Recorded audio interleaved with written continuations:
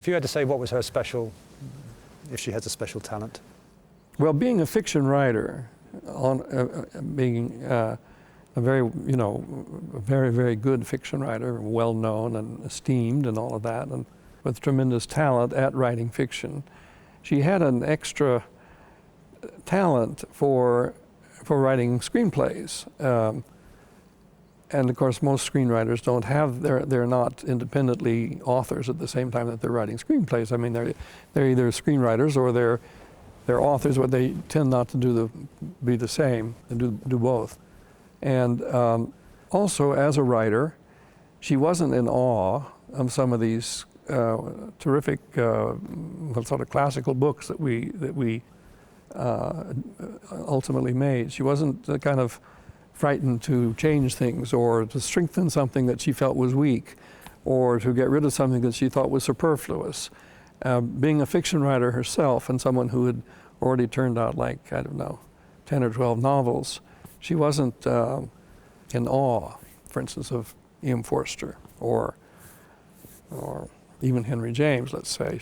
She admired them, she loved them, but she could see that for a film, maybe something that they had done, something in the novel was not either underdeveloped and needed to be developed, or was superfluous altogether, and that a story needed something or was lacking something here or there that the film had to supply, because it just wouldn't have been, an audience wouldn't have responded to it so well.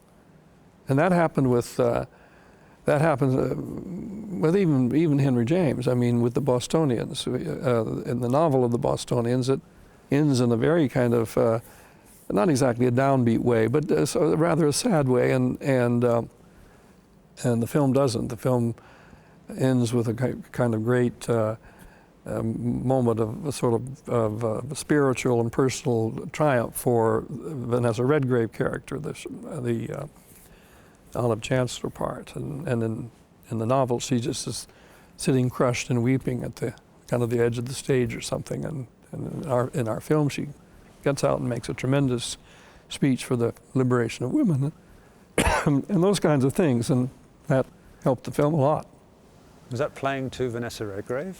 No, not at all. Mm-mm. No? No. Were devotees of Henry James infuriated by this? Huh? Where Henry James is... Well, Henry James always wanted to be a playwright, and he was always hoping to find a theatrical audience and so forth. And I think, as just as someone who went to the theater a lot and aspired to be a writer of plays, that he would have thought what we did was a good thing, because it gave the audience something at the end. And so the last image would just be this poor girl who'd been sort of kidnapped by this male chauvinist from down south, crying as she's being led away by him to enslavement, let's say.